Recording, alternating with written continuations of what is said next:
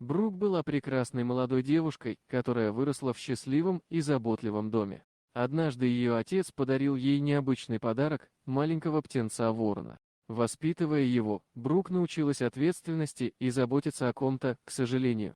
Однажды она неожиданно умерла по неизвестным причинам, во время своего похорон птенец-ворон взлетел на ее гроб, и тогда произошло что-то невероятное и чудесное. Брук было всего лишь 6 лет, но она была сильной, красивой и самостоятельной. Она любила проводить время в саду, рассматривая растения и наблюдая, как насекомые играют на них. Она бегала, прыгала и играла среди деревьев, взбиралась на них, царапала колени и рвала одежду. Ничто из этого не имело значения для нее, пока она была весела. Ей также нравилось наблюдать за рыбами, плавающими в ручьях, и за птицами, летающими над головой. Жизнь в небольшой деревне в Корнауле, Великобритания. Брук была медленной и спокойной матерью, оставалась дома, чтобы заботиться о доме и ребенке. А ее отец был моряком, который часто проводил недели, а может быть даже месяцы в море. Брук очень соскучилась по нему, когда он уходил, но всегда с нетерпением ждала его возвращения. Ей было не только приятно проводить время с отцом, но она также любила странные, необычные и замечательные подарки, которые он ей приносил. За последние несколько лет он привозил ей ракушки с пляжа Карибского моря, экзотические скульптуры из далекой страны Ближнего Востока, книги и игрушки со всей Европы и Америки. Она любила все свои подарки и с удовольствием показывала их своим друзьям, рассказывая истории о том, как ее отец плавал по морям и путешествовал по миру. Брук с нетерпением ждала у ворот сада, ожидая, когда ее отец спустится по улице. Он был в отъезде уже 2 месяца, и он должен был вернуться в любой момент. Внезапно она увидела, как он медленно шел по улице. Брук воскликнула от радости и побежала к нему, бросившись ему в объятия. Она крепко обняла его и поцеловала его в щеку, но она заметила что-то странное, не было подарка. Он обычно сразу же передавал ей подарок, завернутый в упаковку, но ничего не было видно. И тогда он преклонился и положил что-то в ее руку. Она немного подскочила, почувствовав, как это дрожит в ее ладони, и посмотрела вниз, чтобы увидеть крошечную птичку. Ее отец сказал ей, что это маленький воронок, не старше недели или 2, и попросил ее защищать и заботиться о нем, как о настоящем человеческом младенце.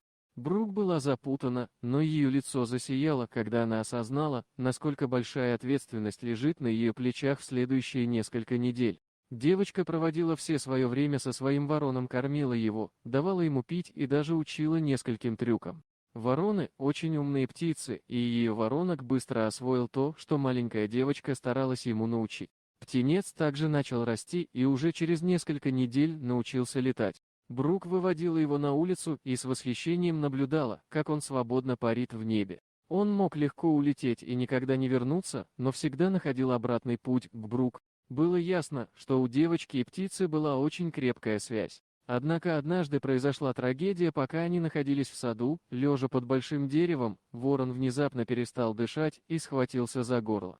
Друг начал громко каркать, и в течение нескольких минут родители, услышав шум, подбежали к окну, чтобы узнать, что происходит. Увидев, как их дочь извивается на земле, они выбежали наружу и подхватили ее, не обращая внимания на ворона. Затем они сгрузили бедную девочку в машину и поспешили в ближайшую больницу. Вороны сидели на дереве и наблюдали, как машина исчезает вдали, а затем влетели через открытое окно и уселись на кровать рядом с Брук, когда они приехали в больницу. Врачи быстро приступили к проверке легких девочки такого юного возраста, ведь она была здоровой и не должно было быть проблем с дыханием. Поэтому было важно провести сканирование ее легких, чтобы убедиться, что нет проблем, и выяснить, в чем была проблема. Также было важно начать ее дыхание снова, так как отсутствие кислорода могло вызвать серьезные и необратимые повреждения. Все это время родители смотрели со слезами в глазах. Несмотря на все усилия врачей, к сожалению, Брук была объявлена мертвой. Когда было объявлено время смерти, за окном больничной палаты был ворон. Он продолжал каркать и стучать в окно. Но персонал отгонял его, больница не была местом для такой птицы, даже если она была домашним животным. Когда родители, вдруг охваченные горем, приехали домой и начали готовиться к похоронам, ворон каркал и садился на их машину, снова издавая много шума. Отцы и матери, охваченные горем, проигнорировали его. День похорон Брук настал скоро. Ее родители, родственники и друзья все плакали, оплакивая маленькую девочку, лежащую безмолвно в ее небольшом гробу. Крышка была открыта, чтобы люди могли попрощаться. Она выглядела такой хрупкой и невинной в своем гробу, словно драгоценная фарфоровая кукла. Никто не мог совсем поверить, что ее уже нет, и печаль в комнате была ощутимой. Многие люди плакали. Когда проходили мимо, другие гладили ее лицо и целовали ее в щеку. Но был один. На похоронах посетителя, которого многие не ожидали увидеть, сидел ворон на ближайшем дереве. Время от времени он поднимался и кружил над собравшимися людьми, издавая громкий призывающий звук. Родители Брук задержали дыхание. Когда он, наконец, опустился и уселся на гроб, любопытно смотря на тело своей подруги, внезапно птица начала издавать странный жужжащий звук, будто задавала вопрос. Она прыгала туда-сюда от крышки гроба к боку и обратно. Через несколько минут птица начала клевать тело Брук, будто пытаясь разбудить ее. Родители были тронуты таким зрелищем и, хотя они понимали, что ворон, возможно, чувствовал свою собственную форму горя, они знали, что он не может оставаться там, клевая девочку. Они пытались крикнуть на него, но он не реагировал и даже начал клевать ее в рот.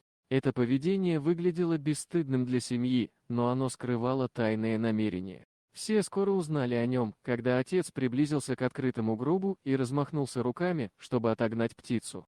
Она закрыла крылья и протестовала, но наконец поднялась и улетела на ближайшее дерево, глядя вниз с интересом.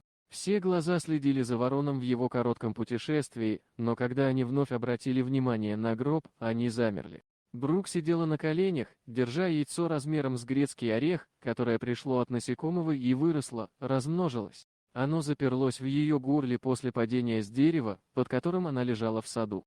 Когда ее спешно доставили в больницу, врачи предполагали, что проблема была с ее легкими, поэтому они только проверили ее грудную клетку с помощью рентгена, что не выявило ничего. Они не проверили горло. Другой недостаток кислорода отправил ее в кому, и она была ошибочно признана мертвой.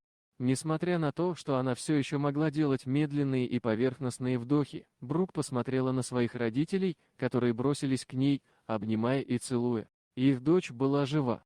Они были шокированы и поняли, что ворон знал все заранее. Он много раз пытался передать это сообщение родителям Брук, но они не поняли, и когда птица клюнула Брук по лицу и рту, это был ее способ попытаться удалить преграду самостоятельно. Благодаря этому птица имела достаточно времени, чтобы спасти жизнь друга. Вот такая удивительная история. А что вы думаете по поводу данной истории? Делитесь своим мнением в комментариях.